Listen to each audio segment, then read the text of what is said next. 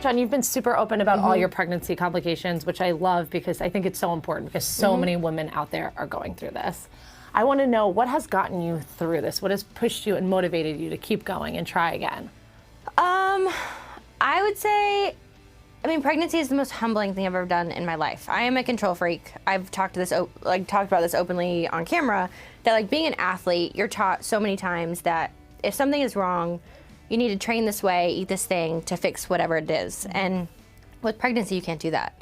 With pregnancy, it's kind of like you're told something and it's just a waiting game. It's, you know, if the baby makes it to term, then we're gonna see if we can deal with it then. Or it's just such a moment in your life where you literally have no control, and it's such a foreign, unknown experience. I think that's why my husband and I share so much, is when we lost our first baby 2 years ago, I didn't know how to handle it. I was such a like, just put on a brave face and act like nothing happened.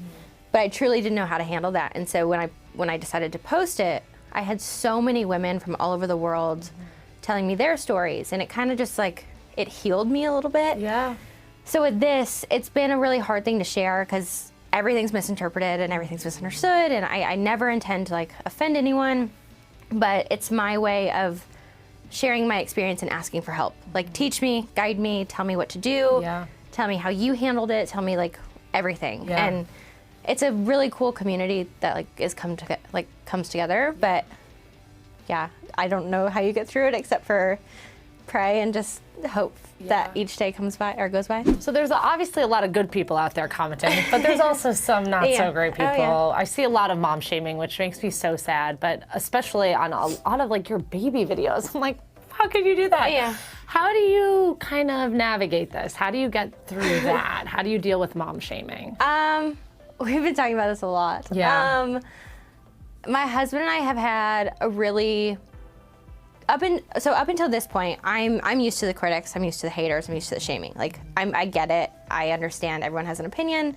You're entitled to your opinion. Please tell me it. But with the whole pregnancy thing, it's crazy, the mom shaming, just because I feel like in a world and a time of pregnancy when it's so foreign and it's so scary, I feel like we should be helping each other. Completely, yes. But I also see the other side and why the mom shaming can be a thing, because you instantly feel so protective over your child. And it's not like someone's attacking you, it's they're protecting their baby. And so it's the whole mama bear syndrome. I get it. I understand how people can take things the wrong way and how it could, you know, if you ever felt like someone was coming after your baby, I mean, don't come after my child. I will come after you. So like, I get it.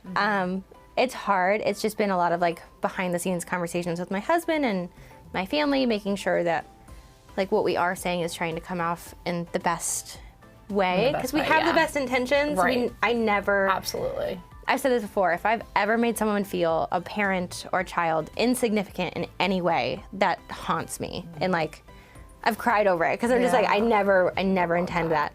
But it's a crazy world. Yeah. Do you ever want to just lash out to these people? Yeah. Yeah. Absolutely. Yeah, no, I would. I mean, I'd go nuts on them. There's so many times where I want to bite my tongue. I've always said this, like, come after me, don't come after my husband or my child. I want to lash out at you if you ever do. Yeah, I will. God help us when the baby comes, like, if that ever happens. But I don't know. It's just one of those things where you have to bite your tongue, and you have to know that you have to believe what you're saying and just say it with the purest intention and hope that someone understands.